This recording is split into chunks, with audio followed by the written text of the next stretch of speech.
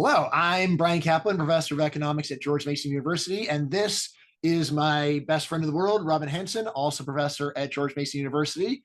And today we are going to talk about cultural drift. Briefly, this will be a short episode. So I've been talking about this topic since February, and I've been obsessed with it. I get obsessed with things. Bryan hasn't engaged it that much, but then I saw a tweet about somebody who said he commented it on a podcast. So I looked at that, and so I thought, well, let's talk about it a bit here. And the basic idea is that centuries ago, the world had hundreds of thousands of little peasant cultures, each of which near subsistence and very vulnerable. And so we had strong selection pressures of cultures and high variety. And they were conservative. They didn't change very fast. So that was a healthy environment for cultural evolution, the process by which cultures improve. And then over the last few centuries, we've had vast reduction in variety of cultures, vast reduction in selection pressures, great increase in the rate of internal change. And so I'm worried that we don't have healthy enough selection pressures. And if we don't, and the prediction would be, we would just have drift, i.e. cultures would be changing, but not in adaptive directions. They would just be changing to maladaptation. And my favorite example suggesting that is falling fertility. I read Bryan, he's about to explain himself, as saying, look, there's plenty of variety already, even so, and there's plenty of competition and selection, so not to worry. All right, very good summary. I share this one big concern with Robin about falling fertility, but I don't think this general story about cultural drift is very illuminating. Here's the most obvious point. This is the selection. What has happened is that a bunch of cultures are dying. That's cultural selection, when cultures that are underperforming go under and get replaced by a more dominant one. In a way, this is a lot like the idea in industrial organization that, well, we don't want to go and let a firm become a monopoly, so let's go and start worrying about firms doing better and taking over. It's like, well, that is the competition, when out of a whole lot of firms, some firms are better and then others get driven into bankruptcy. I would say that what we have generally seen over the past couple of centuries is incredible improvement. I think that modern culture is in almost all ways vastly superior to pre-modern culture. I think that in general, better cultures are winning. I do think that there is this one major issue with fertility, which again, I think you could say this is the one major example that Robin is right about, or possibly it's nothing wrong with the culture in general. It's just one particular severe mistake. So I'd say that rather than focusing on somehow getting cultural competition going overall, makes a lot more sense to just become massive, enthusiastic cheerleaders for fertility by whatever we can think about. All right, so I think the issue here is about whether it makes sense to talk about these units of cultures as units which have to evolve as units, as opposed to internally they can just vary. So you might talk about fertility, you could say each person can choose their own fertility, so there isn't really much of a cultural force that makes you have a particular fertility.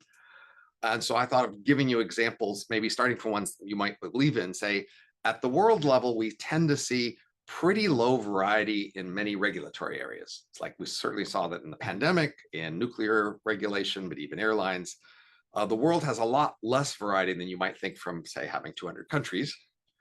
And that's an example of homogeneity producing less variety. Another example you might appreciate would be, say, education. Each person can choose any particular education level they want, but I think you believe that we are in an equilibrium where people are getting too much education. It's in people's personal interest, but collectively, if we had different norms, which we may have had in the past, which were better, we wouldn't be getting too much education.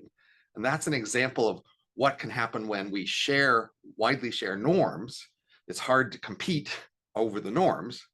So if the norms are local, then different places can compete by having different norms. But when there are worldwide norms, that's the most concern, that the whole world could go together. And in many ways, fertility is influenced greatly by substantial norms. And therefore, if these are worldwide norms about fertility, then the problem is that people are punished for deviating from norms. So I know that you, Bryan, are especially willing to deviate from norms. Mm-hmm. And you think anybody, reasonable person should look at the norms and say, well, do I really want to do that? And just do whatever they want to do and ask the cost. But most people seem to be pretty norm following. And I would say that explains why most people get a lot of education and even why most people today are having fewer kids. All right. So I think that you are bundling together a lot of different things. So first of all, while I am an economist, I am totally happy to also play social psychologist and say that people are naturally conformist. They are naturally imitative. There's a reason why people are not wearing Star Trek outfits, and that's because other people aren't wearing Star Trek outfits. If everybody else was doing it, you would probably do it too. Now, that is different from people are doing something because there's strong incentives. When you say, and also it's different from getting punished. I think most conformity pressure is almost totally in people's heads. And most of the time, not always, but most of the time, if you look around and say, so what incentives are there? Not much incentives. What will people do to me if I deviate? The usual answer is, yeah, they'll barely do anything. It's mostly just in people's heads. And that does not mean that it's not a problem, because precisely because people have evolved to be so conformist, just the fact that other people are doing something is a reason to think that a lot of other people are going to go along with it. But I still say it's worthwhile keeping all these things separate. Now, as to what the social effects of these things are, I'd say that for a lot of things, that these are good. So, for example, in a world where violence becomes less popular, people stop committing violence, not just because the punishments are higher or the incentives are different, but because other people aren't doing it. I'm not going to do it too. So I think a lot about Steven Pinker's Enlightenment Now. A lot of what's going on around the world is that people are imitating good things. And that's the main result. Now, there are some other things that are happening. Robin mentioned education. I do have a book, The Case Against Education. There I say, like, I think some of it's conformity, but I think almost all of it is incentives. You may say, well, but there's a reason why the incentives are so uniform, which is that people around the world are all conforming to each other. There's probably some of that. I think more of it is just this intellectual error of thinking that since one person who gets a lot of education does better, therefore if the whole country gets education, the whole country will do better. That turns out to be incorrect if you look into it more. But let's see, there was a question that I wanted to go and ask Rob. Oh yeah, here's the main question. Right. Overall, don't you just think that the culture of the modern world is just way better than it was 200 years ago? And so it's more of thinking that the improvement is not uniform rather than actually that we've got an unbalanced problem. So I have 2 points I want to make. One is I wanted to address this question even before he asked it to me. Mm-hmm. I want to be really clear to say that when we have this great reduction in variety in cultures over the last few centuries, that's probably primarily been that better cultures have been absorbing worse cultures. All right. And so the period of merging of all these different cultures is a period of unusual advance in the adaptiveness of cultures, right, so because typically the better ones are winning. But it's once all the variation or most variation has gone away, that's the point at which I'm worried that at that point there will then be not very good adaptation and evolution of culture. But certainly the competition period where you took hundreds of thousands of peasant cultures, you made a few national cultures and a global culture, that was a period of strong selection in the sense that it was the stronger ones that were winning that merging. But now that they're all merged together, the worry is you won't have very much evolution that's effective there. And now I want to be clear, you were focused on conformity, and I'd say that's one part, but I would say more generally, if we just think in game theory terms, games have a structure, a payoff, information, choices, and then they have an equilibrium, and then you can have different equilibriums for the same game. And so we might say, for in education, the problem is we're in a bad equilibrium. And that culture is another way of talking about bad equilibria. And so then when different places express different equilibria to the same game, there's a selection effect of the ones that have the better equilibrium win out. But if everybody in the world is in the same equilibrium, then you don't have that sort of selection pressure. And so I'd say worldwide, we have a pretty strong norm and equilibrium of high education. That's not just a local thing. That's, especially among elites, pretty worldwide. And same way for a lot of these regulation stuff I was telling you about. We have worldwide conformity to the same. No, conformity is a process that can produce an equilibrium that people don't want to deviate to, but there are many other things that can produce an equilibrium that people don't want to deviate from. And I might well say it's not so much conformity that makes people all get highly educated. It's the equilibrium they're in, that if they don't do as well in life because people expect the worst people not to get as much education. Yeah. So I mean, I would say that as soon as people start talking about culture, my whole story is, if culture means anything, it just is the consequence of the natural human tendency to conform with what other people are doing. And I would think of it as cultural stories are logically distinct from stories about incentives or strategy. Now, that is just you might say, well, it's just an arbitrary definition. I don't think so. So look, there are a lot of things where if you were really paying attention, you realize you could do something totally different. And the only thing that would happen is total strangers that don't make any difference to your life will look at you funny. This is the kind of thing that when I'm raising my kids, so kid says, I can't wear a jacket, it'll look puffy. Other people will go and think badly about me. It's like, what will they do?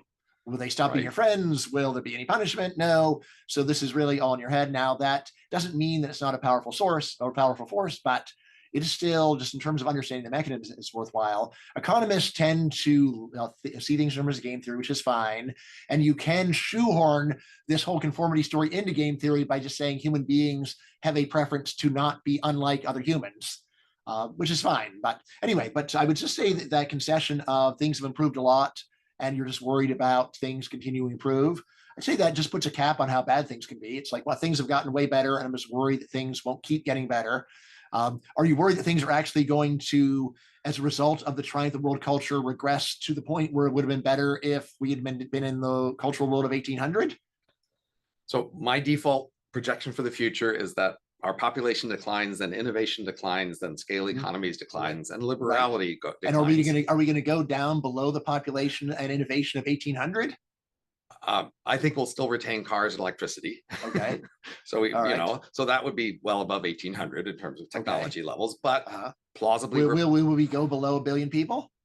Maybe, but plausibly, probability. It could well be that's not a crazy chance. Is that 40%, or could well be equals what probability? So my default scenario would that we get replaced by, say, the Amish and Haredim, who have been doubling every 20 years for a century, and if they double for another 2 or 3 centuries for every 20 years, they will do like the Christians did in the Roman Empire, take over in 3 centuries of doubling every 20 years.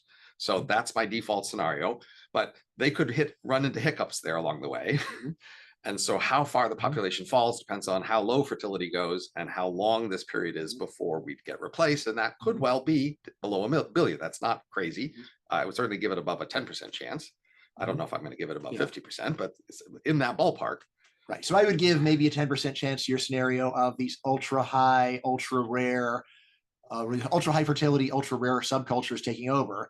Again, I'd say the much more likely is just that among mainstream culture, people that are not into kids will die out. We've got very good evidence that there is moderate heritability for both achieved and desired fertility.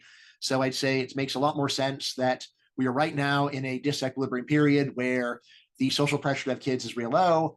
And therefore, among mainstream people, you're getting a wide variation, though, between having 0 kids, which is quite common. On the other hand, there are normal people who are not visibly abnormal. Well, maybe this is a little abnormal, but anyway, so we're having 3 and 4 kids, and we are just going to replace. So you've got 2. So people with kids are wiping out these antenatal genes right before our eyes, and that's what's going to, going to arrest population decline.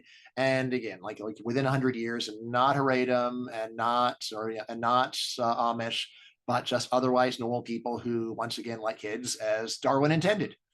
Within 100 years you must be thinking we're at some special moment. So yes. Well, this is the dream time, Robin. This is the dream time. See, on the dream time.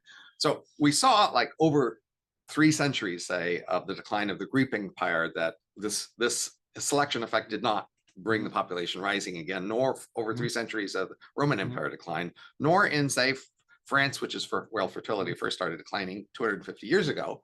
So I'd say, since we've seen French population went way up and continues to rise. So fertility started declining about 250 years ago, and it's been continuing to decline. And it's the highest among Western Europe, but it's still below replacement. So I see several examples of this sort of thing continuing for 3 centuries.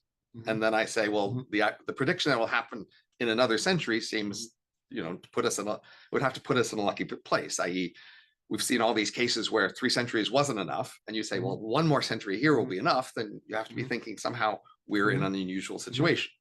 Because I think the basic default, I think you'd agree, is that over 1 million years, most changes in human behavior hasn't been mediated by DNA. It's been mediated by culture.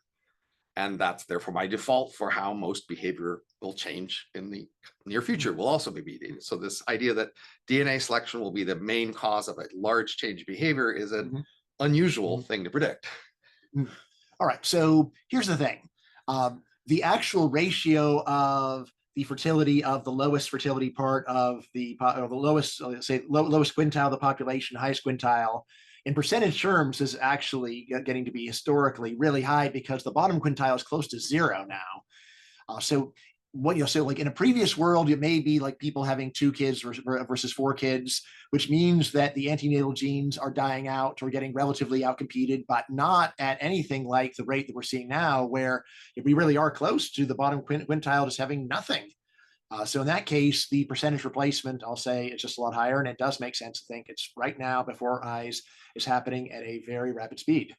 So we're not going to agree on this here in this particular conversation. Yes. And I'll say, like, my confidence on this is, not at 90%, but it's still, and like I definitely accept this as done the math. Not a crazy scenario. Yes. I might even give it 20 or 30% chance, but I do worry not only that this won't happen, but that this is the only example of cultural drifts. That is, if you say, why is fertility falling? And you say, well, clearly it was maladaptive, yet it was falling, then you have to say, well, what caused that? And I would say cultural drift would be our deepest explanation for the fall in fertility. And then once you accept that as a process, then you have to ask, where else is that process expressing itself? And then you should be more worried about other kinds of cultural changes. Right. So, and as I often tell Robin, that all makes perfect sense if you don't have facts. But since we do have facts, I'll say, like, what are these other horrible kinds of cultural drift that we even see in an incipient form? I think there's a bunch related to fertility, but otherwise I'm unclear on. Yes. For example, we have increasing rates of mental illness. Yes. Over long periods. So that is, most subsistence farming societies have very low rates of reported mental illness. And then over time, we've had steadily increasing, basically over centuries. Right. And my story there is, large majority of this, probably close to 100%, is just difference in diagnosis. And I don't believe that hunter-gatherers are not depressed. I think they just don't have the concept of depression, as well as a whole industry of people willing to go and say, oh, you have the disease of depression. Much better to go and look at overall reported happiness rates, which have gotten a lot higher over time. I mean, if we look at the proximate causes of fertility decline, I could list half a dozen cultural trends that seem to be proximate causes. And so that suggests, though each of those cultural trends is suffering some sort of cultural drift, right? Right. I mean, so that gives us a half a dozen things, not just one thing of fertility, but many. Yeah, I mean, I'd also say that any cultural change that is directly impacting fertility is exactly the kind that you expect to get competed out more swiftly. There's a lot of things like people liking anime or whatever, where it's like, well, suppose that it got up to 100% of people liking anime, that wouldn't reduce our fertility noticeably. But if it's something of people are scared to ask anyone else on a date, it's like that's the kind of thing where evolution is going to crush that, because it is so dysfunctional and directly on the very thing that evolution is all about, which is the promotion of your genes. Well, so again, I mean, surely you will admit that if there's a substantial chance cultural drift is a problem, that some of us should be working on that. Yeah. Right. Look, and so, I'm totally fine with that. This is a good and important idea. And I think almost everyone but us is going to be underrating it, because hardly anyone has even heard of it. Right. Once there are thousands of people into this, then I might back off and do something else. Then we shall anoint you king of the idea and give you your Nobel Prize for cultural drift, Robin. But I mean, always bookending it with things are way better than they were 200 years ago, and never forget that, because I think normal people hearing you will actually think that things are overall have gotten worse over time. And if that's not your view, then you were in the realm of reason. If you think that things are worse than 200 years ago, you're not. My key story would be there's 2 levels. So an analogy I've given in my talks and writing is of species in ordinary biology. So there's evolution within species, and there's evolution of the features of species that can't vary very easily within a species, the defining features of a species. And in fragmented habitats, you have many species, and that produces more evolution of the features that define species, but worse evolution within species.